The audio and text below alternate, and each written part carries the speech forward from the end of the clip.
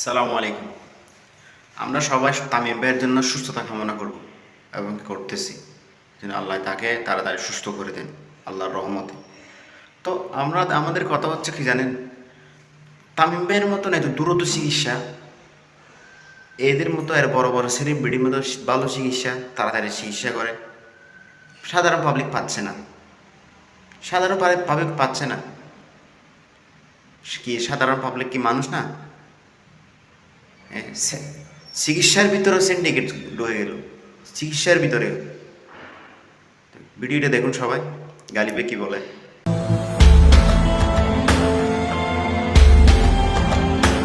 তামিম যখন অসুস্থ হলেন 2 ঘন্টার মধ্যে তার চিকিৎসার আয়োজন সম্পন্ন।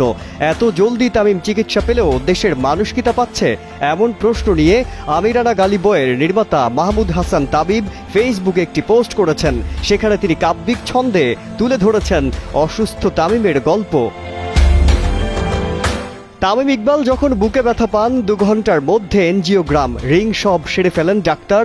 একটা দেশের মূল্যবান ক্রিকেটার, তাই তার প্রাণ বাঁচাতে দেরি নেই। হাসপাতালও তখন সেবা দেয়, দয়া করে না। আল্লাহর রহমতে তামিম ভাই বেঁচে আছেন, কিন্তু যারা তামিম না, যারা শুধুই নাগরিক, তাদের বুক ব্যথা মানেই বুকের উপর ভর্তি ফর্ম, সিরিয়াল, অ্যানালাইসিস ফি, প্রতীক্ষার ওয়ার্ড আর হয়তো একটা শোক বার্তা। এখানে সেবা পেতে হলে তুমি ধনী হতে হবে, জনপ্রিয় হতে হবে, নয়তো হতে হবে নিছক ভাগ্যবান। একই রিং, একই ডাক্তার, একই অপারেশন, তবু কারো জন্য 25,000 আর কারো জন্য 2 লাখ। এটা কি সেবা? না ভাই, এটা স্ট্যান্ট নামের চুক্তিভিত্তিক ডাকাতি।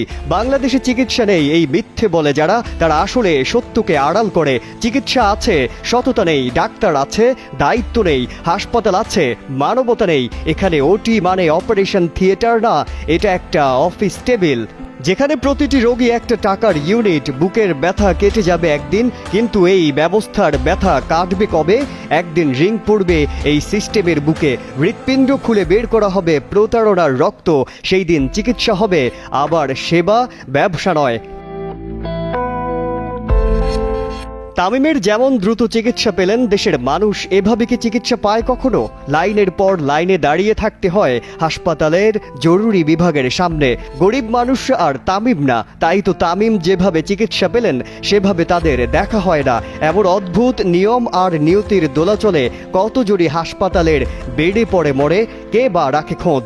তাই তো 18 কোটি মানুষের স্বপ্ন চিকিৎসা সেবায় আলো আসুক, গরিবের মুখেও হাসি ফুটুক সুচিকিৎসায়। মাজহারুল আলম, কালের কণ্ঠ স্পোর্টস।